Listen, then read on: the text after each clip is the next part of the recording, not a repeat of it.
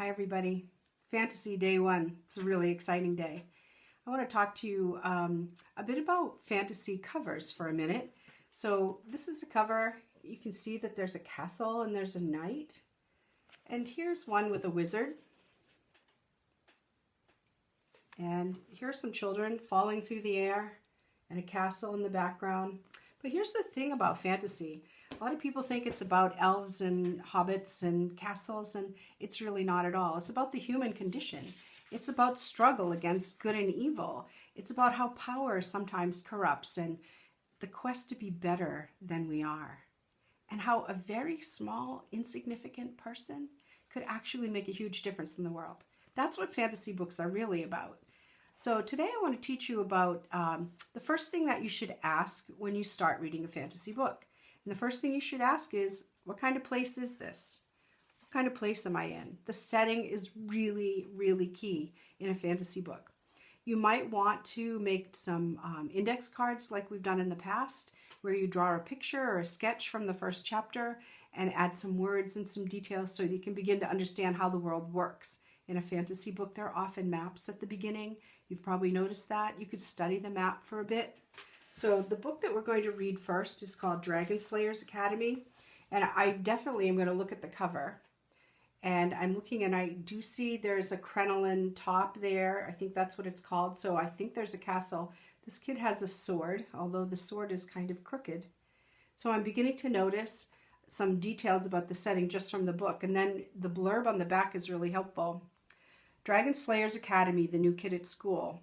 First, a traveling minstrel tells Wiglaf he was born to be a hero. Then he reads the DSA ad posted on the village message tree. And now he's off to Dragon Slayers Academy and in for the first day of school he'll never forget. So I know that this boy is headed to a school, and it's called an academy, like Freiburg Academy, so that kind of helps me a little bit to understand about the setting. There are a couple more things that I want to think about when I'm thinking about the setting. When I'm researching the setting, I want to make sure that I find out the place and the time. Is this a modern book or is this an old-fashioned book? Is this happening currently or in a future world? I also want to know the rules. How does it work here? Do people teleport through time? Do people fly on broomsticks playing a game with a golden ball? Does it seem pretty normal? Is there a magic ring? And that's the question about magic. Have you met anything that's magical in the book so far? Because that will really, really be important to how the book goes. How does the magic work? Power. We've talked about this a lot of times in our books this year. Who has the power? Who resists the power? Is the power for good or is the power for evil? These are really, really important things. So I'll be taking a picture of this and putting it on the lesson for you. This would be on the wall in the chart in our classroom. So you want to be able to figure out the answer to these questions as you start your book. So let's work on that a little bit. Let's find out what kind of place this is in Dragon Slayers Academy. Chapter 1. Knock, knock. Who's there? Fergus bellowed from inside the hovel. A poor minstrel, came a voice from out in the blizzard. A poor minstrel who? Fergus called. Okay, so it's a funny book because he thinks it's a knock-knock joke. Please, I am freezing, cried the minstrel. This is no time for a joke. Pity, Fergus yelled. There's nothing I like better than a good knock-knock. He yanked open the door. There stood a snow-covered man with a lute and a pack slung over his shoulder. Icicles hung from his nose and his ears. His lips were blue from the cold. Begone, varlet, Fergus shouted through his dirty yellow beard. There's no room here. Fergus spoke the truth. His whole hovel was but one cramped room, which he shared with his wife, Melvina, and their 13 sons. All right, so what's a hovel? Well, it sounds like it's a pretty small place because they said cramped, one cramped room. And I do have a picture for you.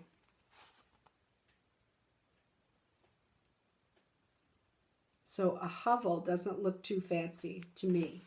So what kind of place is it? Well, so far we know there's a snowstorm and we know that there are a husband and wife living in a cramped space called a hovel.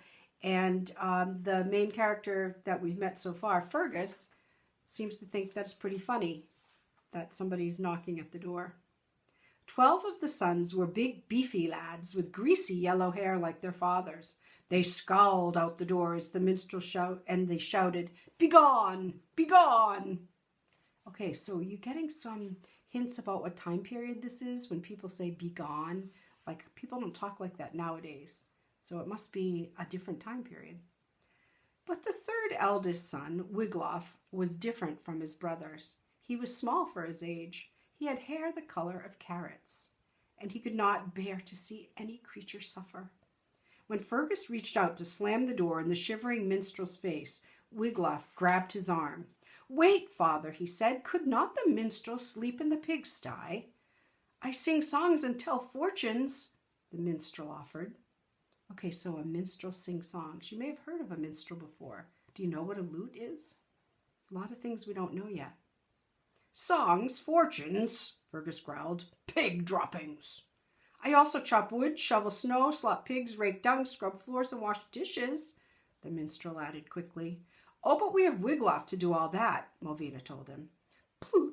Please," the minstrel begged through his chattering teeth. "There must be something I could do in return for a roof over my head." Fergus scratched his beard and tried to think. "He might kill rats for us, Fergus," Malvina suggested. "Wiglaf won't do that." "Wiglaf feels sorry for the rats," one of the younger brothers told the minstrel.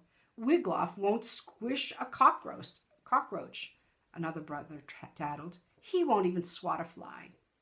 I think it's pretty important for us to know that if the main character, Wiglaf, is going on an adventure to a dragon slayer's academy, and he won't even kill a fly, how might this character trait come into conflict? "Wiggy never wants to kill anything," complained a third. "I was pulling the legs off a spider once and—" "I have it!"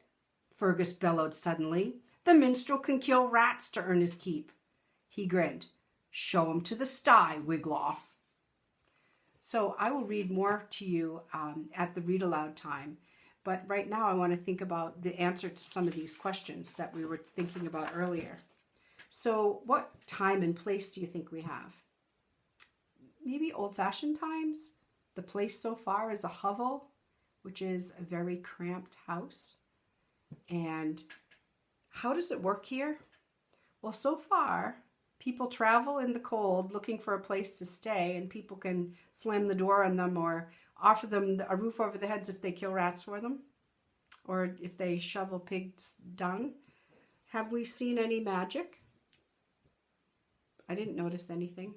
How about power? Who has the power so far? To me, it sounds like maybe Fergus has the power, and maybe Wiglaf is the one who is the most powerless so far because his brothers are tattling on him. So we have a lot to learn about this. When you're reading your books today, please think about these questions. You should read for 45 minutes, 33 pages. 40 minutes, 33 pages, and make sure that you're keeping track of details about the setting. You're going to love your books. Bye-bye.